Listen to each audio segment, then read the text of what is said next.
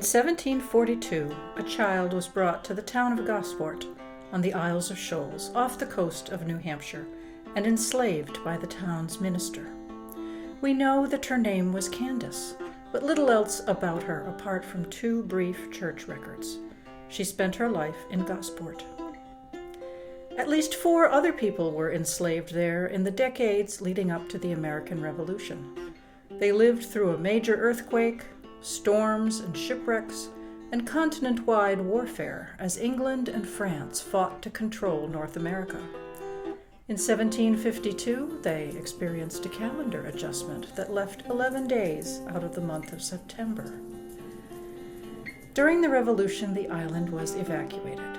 After the war, Candace and others like her became part of a new nation, conceived in liberty, that did not extend the right of liberty to all.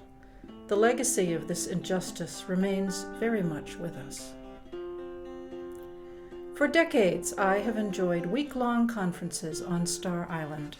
In the 1700s, it held the town of Gosport, home to hundreds of people fishing the bountiful waters for cod, which they dried and shipped all over the world. Most of this book is about the world in which Candace found herself nearly 300 years ago. I have placed her in the midst of a sea of facts and imagined what her experiences might have been like. These scenes are conjecture, and I recognize that I have no way of knowing anything about her inner life, but they are based in reality, informed by a wealth of research, nearly all from primary source documents. We know a great deal about the experiences of others in Candace's situation, and many facts about the family that kept her in bondage. The Gosport town and church records let us peek into the lives of the residents. A wonderful book called Black Portsmouth traces the enduring presence of people like Candace in the area, a history often ignored, belittled, and erased.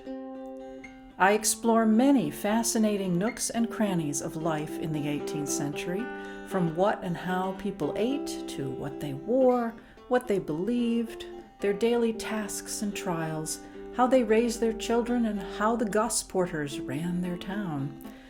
I have tried to include as much known detail as possible. The names of Candace's neighbors come directly from the records.